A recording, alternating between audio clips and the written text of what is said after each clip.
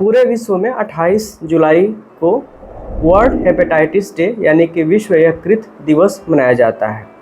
28 जुलाई को मनाने के पीछे यही तर्क है कि जिस तरीके से पूरे विश्व में हेपेटाइटिस रोगियों की संख्या बढ़ती जा रही है, उनको अवेयर करना कि वो अपने खान पान का, आहार विहार का ध्यान रखें, जिससे कि उनको हेपेटाइटिस के संक्रमण से वो सुरक्षित रहें। 28 जुलाई को क्यों मनाया जाता है, इसके पीछे जो है एक साइंटिस्ट थे जो नोबेल पुरस्कार विजेता भी रह चुके हैं, बारूक लम्बर्ग। 28 जुलाई को उनका जन्म दिवस होता है और इन्होंने हेपेटाइटिस बी वायरस की खोज भी थी और साथ में इसका एक वैक्सीन भी बनाया था। इन्हीं की स्मृति में उनके जन्म दिवस के अवसर पर हर वर्ष 28 जुलाई को वर्ल्ड हेपेटाइटिस डे मनाया जाता है। हेपेटाइटिस यानी कि लीवर की सूजन, सामान्य रूप से इसको यही समझते हैं, और यह बहुत से टाइप्स का होता है। वायरल हेपेटाइटिस होता है, बैक्टीरियल हेपेटाइटिस होता है और इसके साथ साथ अल्कोहलिक हेपेटाइटिस भी होता है। तो बहुत से कारण होते हैं हेपेटाइटिस के, जिसमें कि सबसे ज़्यादा जो पाया जाता है एक तो अल्कोहलिक हेपेटाइटिस है, और उसके बाद अगर इन्फेक्टिव की बात करें तो सबसे ज़्यादा वायरल हेपेटाइटिस के मरीज मिलते हैं। वायरल हेपेटाइटिस भी कई प्रकार का होता है, जिसमें कि hepatitis A, hepatitis B, hepatitis C, hepatitis D और हेपेटाइटिस ई, ये 5 प्रमुख होते हैं। इसके अलावा भी बहुत से इसमें हेपेटाइटिस पे शोध चल रहा है और भविष्य में हो सकता है कि इनकी संख्या और बढ़ जाए। तो ये 5 प्रकार के जो हेपेटाइटिस होते हैं बहुत ही खतरनाक होते हैं और इनसे जो है लीवर कैंसर होने का रिस्क सबसे ज़्यादा रहता है। लीवर में कैंसर के अलावा ये सिरोसिस भी करते हैं और सिरोसिस होने के बाद वैसे भी बहुत सारे कॉम्प्लिकेशंस होने लगते हैं, जिससे कि एसाइटिस होने लगता है, यानी कि पेट में पानी भरने लगता है। बहुत से पेशेंट CHF में यानी कि उनको हृदय रोग होने लगता है और इसके तमाम से हम लोगों ने देखा है कि इसके कॉम्प्लिकेशंस बहुत ज़्यादा होते हैं हेपेटाइटिस होने के। तो हेपेटाइटिस से लगभग हर व्यक्ति को अपना बचाव करना चाहिए।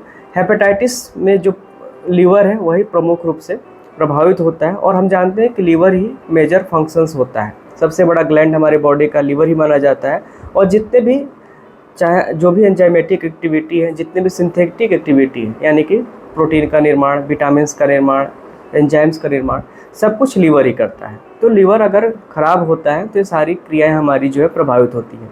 हमारा पाचन तंत्र प्रभावित होता है, श्वसन तंत्र प्रभावित होता है, हमारा जो है रक्त निर्माण प्रक्रिया प्रभावित होती है, प्रोटीन के निर्माण की प्रक्रिया प्रभावित होती है। तो कमोबेश सारे के सारे सिस्टम जो है प्रभावित होते हैं यकृत के खराब होने से, यानी कि हेपेटाइटिस होने के बाद से। जांच के लिए बहुत सी जांचें हैं इसमें, अलग अलग बीमारियों के लिए जो अलग अलग टाइप्स हमने बताए हैं हेपेटाइटिस के, सबकी जांच अलग अलग होती है। जितने भी वायरल हेपेटाइटिस है सबके अलग अलग वायरल मार्कर्स होते हैं। जैसे कि हेपेटाइटिस बी के लिए सबसे जो कॉमन किया जाता है HBs AG होता है। साथ में लीवर के फंक्शंस की जांच के लिए LFT यानी कि लीवर फंक्शंस टेस्ट कराया जाता है, जिससे बहुत सी बातों का पता चल जाता है। हेपेटाइटिस के लक्षण क्या होते हैं? तो लीवर जब भी खराब होता है तो लीवर में जितने भी एंजाइम्स बनते हैं या जितने भी मेटाबोलाइट्स बनते हैं उन सबकी क्रिया प्रभावित होती है। तो जो सबसे पहला प्रमुख है वो है पाचन तंत्र। जितने भी डाइजेस्टिव एंजाइम बनते हैं सब लीवर में बनते हैं। तो लीवर की विकृति होने से, लीवर में खराबी होने से हमारा पाचन तंत्र बुरी तरीके से प्रभावित होता है। ब्लड निर्माण की प्रक्रिया में जितने भी जरूरी तत्व होते हैं, मिनरल्स होते हैं, विटामिन्स होते हैं, वो सभी लीवर में ही बनते हैं और कुछ का लीवर में ही स्टोर हाउस भी होता है। तो हेपेटाइटिस होने की वजह से जो है रक्त निर्माण प्रक्रिया तो बाधित होती ही है, साथ में जो थक्का बनने की प्रक्रिया यानी कि जो कोआगुलेशन फैक्टर्स होते हैं वो भी ठीक से नहीं बनते हैं, जिससे कि कहीं कट लगने पर असीमित मात्रा में बिल्कुल अनियंत्रित रूप से रक्त का स्राव होने लगता है। ज़्यादा लीवर डैमेज होने से जॉन्डिस यानी कि पीलिया होने लगता है, जिससे कि सबको पता है कि पूरा हमारी आँखों का कलर पीला हो जाता है, हमारा यूरिन पीला आने लगता है, स्किन हमारी येलो कलर की हो जाती है।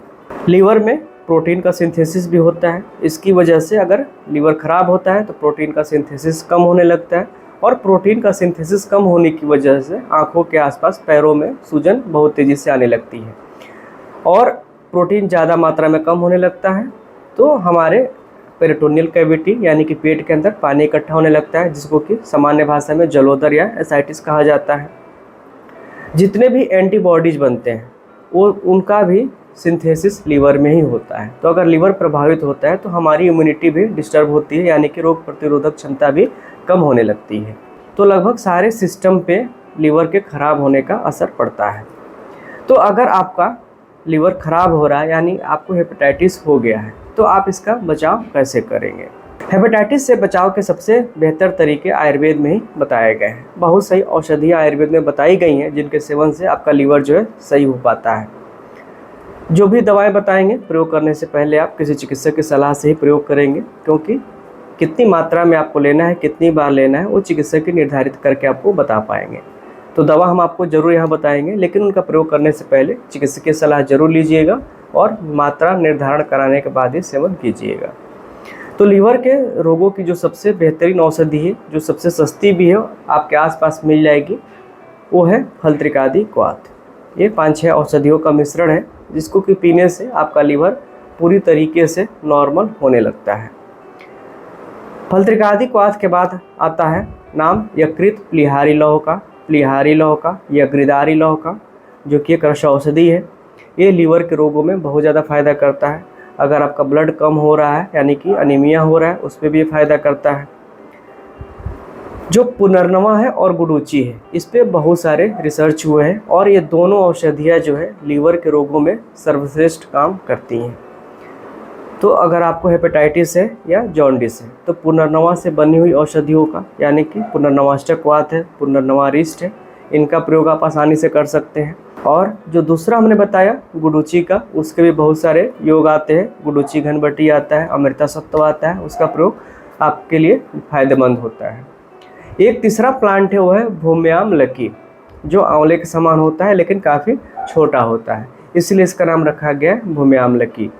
इसमें बहुत ही बेहतर एंटीवायरल और एंटीसेप्टिक प्रॉपर्टी पाई जाती है। अपनी एंटीवायरल प्रॉपर्टी के कारण जो है हेपेटाइटिस बी के मरीजों पे इस पे बहुत सारे शोध हुए हैं और ये हेपेटाइटिस बी के वायरस को बहुत तेज़ी से कम करने में हमारी मदद करता है।